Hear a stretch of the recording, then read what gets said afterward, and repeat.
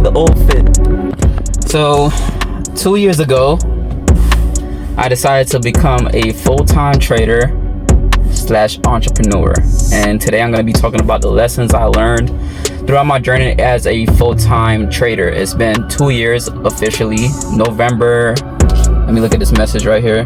November 18th of 2022 was when I became full-time, as you can see with the message. Just read it out.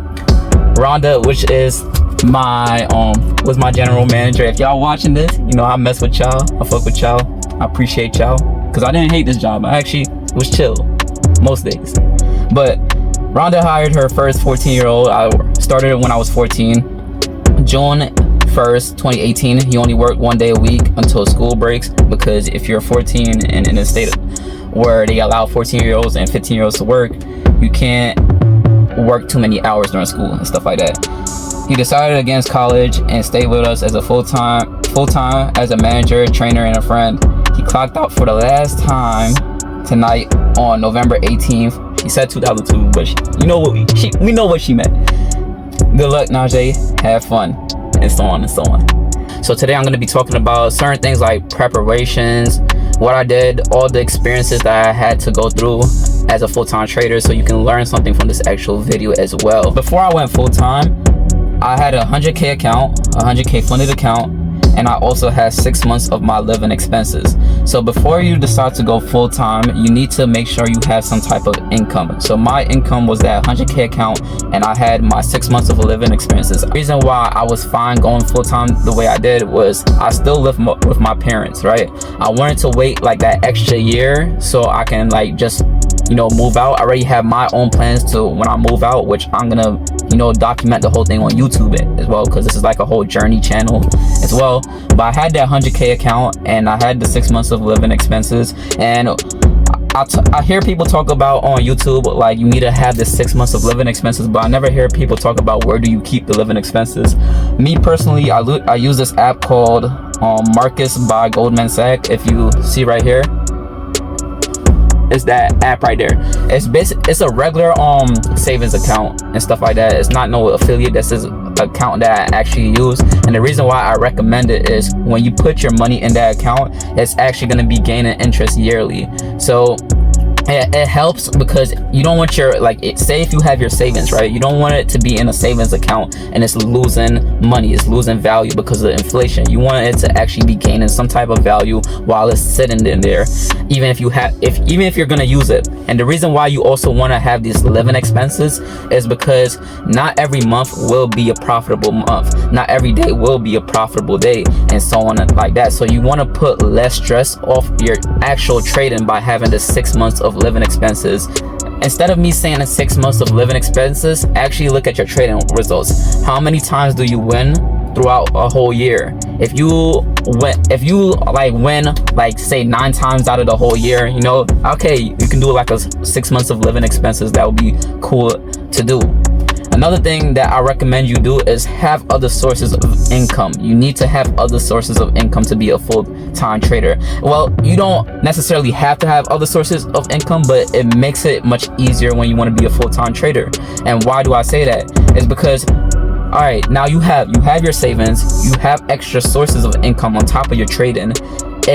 Like I said, it puts less stress on your trading, so you don't even need to pull out of your own savings account. One thing you also want to do when you're a full-time trader slash entrepreneur or whatever is you need to invest your income. I stress this a lot, but you need to invest your income. A lot of people, when they first touch money or they get this large sums of money, their first thought is to buy expensive items or increase their lifestyle, when that's just going to keep you broke.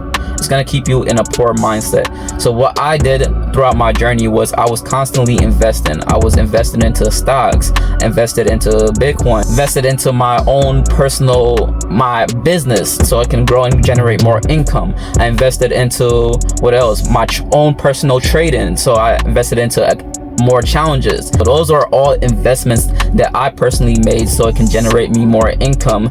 That way the money that I am making right now can just be multiplied and can last me way longer.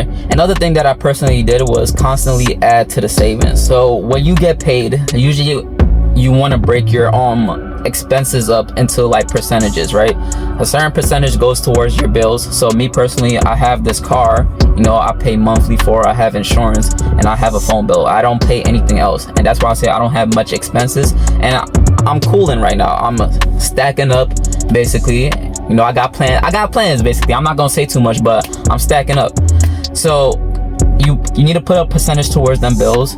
Put a percentage towards the living expenses, like that's personal needs, like anything with hygiene, all that, food, all that stuff that you need, necessities. Need another percentage towards investments. So that's money you can afford to lose towards investments. That's whether if you're buying a challenge, investing into a certain stock or crypto, all that. You want to put a percentage of your income towards that. Another thing that you need to do is look to improve every single day. And that's what I started to do, like much more recently in the last couple of months. I started to look to improve every single day. So what am I personally doing to improve? I am consistently working out 5 times a day, and I've been doing that for a couple of months now, so I'm really proud of that. Another thing that I started doing was posting more consistently on YouTube, because if you're consistent on one thing, you can be consistent in another thing, because that's discipline. Another thing that I started to do was, I've been doing this, but I think you need to do this as well, is schedule out your weeks. You need to schedule out your weeks, plan accordingly, so you can know, okay, this certain day you're doing this certain day you're doing that, this certain day. It keeps me organized, so I have everything planned out. I have scheduled shorts for YouTube. I have a certain time that I'm looking for on trades and all that. So everything is basically a system. You need a system for your life to actually improve. Another thing that I recommend you do is to add an extra $1,000 on top of that savings amount for unexpected expenses, because one thing that I did experience was like unexpected car expenses. So me, I drive a BMW, and you know you're gonna have expenses, stuff like your tire going flat, or you need what's it called, something for your car, something that just sounds weird, you got to get that done. You need an oil change, all that. You need to prepare for unexpected expenses as well. And one thing that also happened to me was I had got into a car accident, and somebody had hit the back of my car, and there was a fat hole. Another thing, unexpected car expenses. So you want to be prepared for all that, because if you're not prepared for these unexpected expenses, then you can possibly undercalculate what you had in that savings, and then boom, you're back at your job again. One thing that you need to do as well is to actually believe in yourself. It's so easy to basically not believe in yourself as much, especially if you are having a losing month. If you're having a losing month, or if you have 3 losing months in a row, it can easily affect your mindset, which can affect your results on your trading. You still gotta remember, okay, I put in the work prior, I'm a profitable trader, I have the results to prove it. So it all comes down to your mindset and being confident with what you have. You're confident in your skill set, you have your savings, you have your extra income, there's nothing to worry about. So this is all I recommend you do. Put in the time, actually become profitable. Once you're profitable, have your savings according to your living expenses. Once you have that, make sure you have other sources of income. If you don't want other sources of income, that's fine. That's just preference, but trust me, it does make everything easier.